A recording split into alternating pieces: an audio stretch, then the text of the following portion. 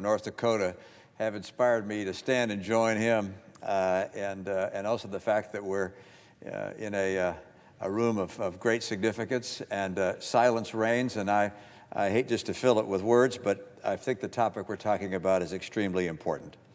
I appreciate the good senator's support and effort in helping craft this legislation, this bipartisan legislation to improve our infrastructure in our country. I also salute the leadership on both sides of the aisle for allowing a robust amendment process. There's no question but that there are many opportunities to improve the legislation as written. And the chance for our colleagues to offer adjustments and improvements is part of our tradition and a good part of our tradition. I would concur that we do need to upgrade our infrastructure. I think most Americans who've experienced our infrastructure would come to the same conclusion. Too often our roads are in need of repair. Many times we have communities that are not connected with high-speed travel opportunities from one part of the city to another. Our transit, in some cases, is old, slow, and does not reach communities that need it. Our rail system, particularly on the Northeast, which is an important corridor for travel, is way out of date. Some people know you can drive between some cities where there are trains. You can drive faster than you can take the train.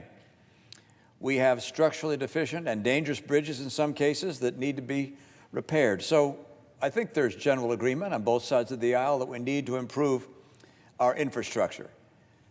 It's known by people in this country, and I think particularly brought home to us if you travel in other countries and you see what they're doing, and then you compare where we are, you think, boy, we used to lead the world in these things, and now we're not. And it's having an impact on our productivity as a nation because of the additional travel time necessary for us to get to and from work, as well as other endeavors.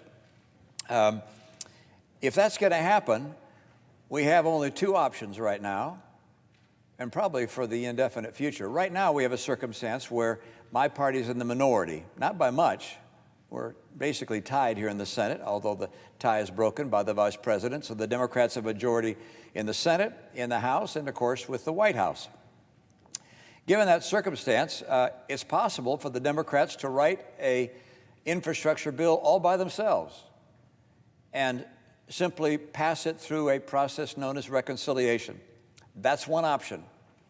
The other option is to work together on a bipartisan basis where we craft a better bill with the input of Republicans and Democrats. That's the option that's before us now. There is not a third alternative, which is Republicans only draft the bill. I'd love that alternative. It's just not available to us because we don't hold the House, the Senate, and the White House.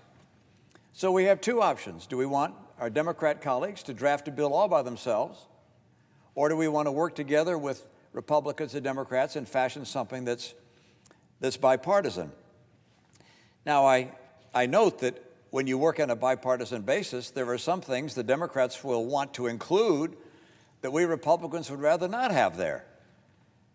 And it's obvious that that's the case. I'm sure that's the case for the Democrats as well. They'll see things that we've included that they would just as soon not have there. And it's very easy for either side, or both sides rather, to point out the things in the bipartisan bill that they don't like and to attack it as not being fully in conformity with their views. But that's the nature of two parties working together. Now, some would say we could do better. Let's have another alternative, a different bipartisan approach. My answer is, go at it. Have at it. No one's keeping people from working together. If they want to come up with a better piece of legislation, boy, I'd be anxious to see what it is. But in order to get a bill passed, it must be acceptable to Democrats and Republicans. And that's unless, in my party, we're able to have all Republicans in the House, the Senate, and majority of the House and the Senate and the White House, which we don't have at this stage. So again, the alternative is if you can come up with a better bipartisan bill, do it.